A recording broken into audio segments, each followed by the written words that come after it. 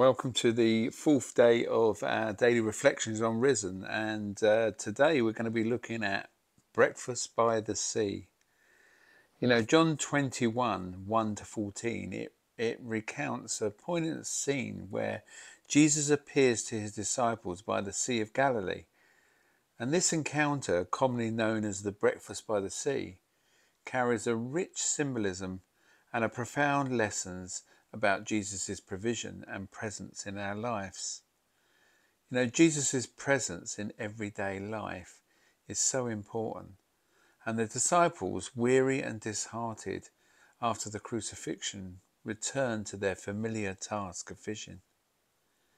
And in the midst of this mundane routine, Jesus appears to them, reminding us that he meets us in the ordinary moments of life.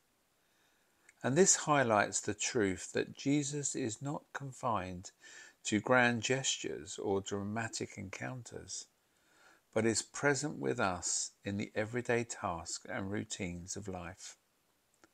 And by preparing breakfast for his disciples, Jesus demonstrates his care and provision for their physical needs. And this act of sharing a meal together signifies fellowship and communion. And it's reflecting the deep relationship Jesus desires to have with his followers.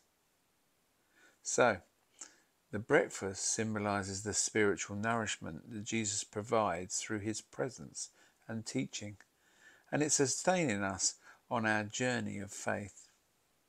So just as Jesus miraculously provides a catch of fish for the disciples, he also provides abundantly for our spiritual and material needs.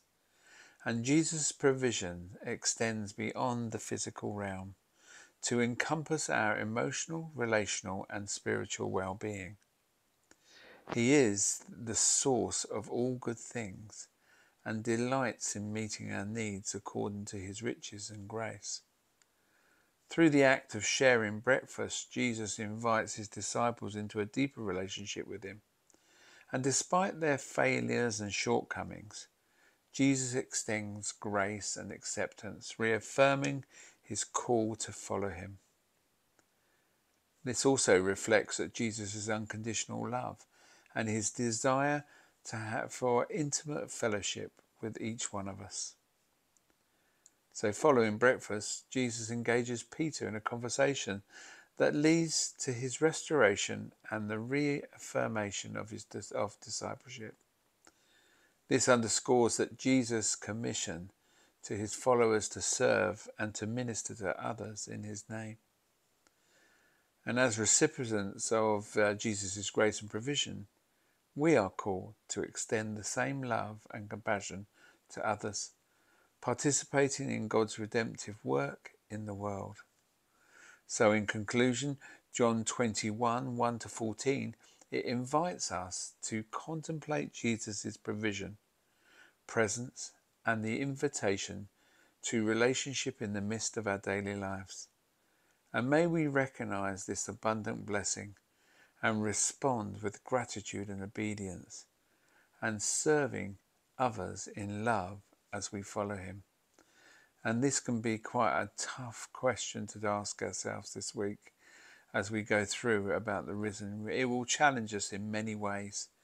And you may be having a week this week where you are being challenged with some of these points.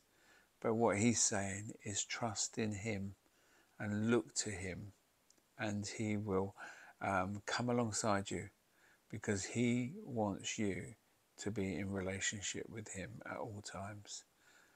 So until day 5 and tomorrow, I look forward to sharing with you then.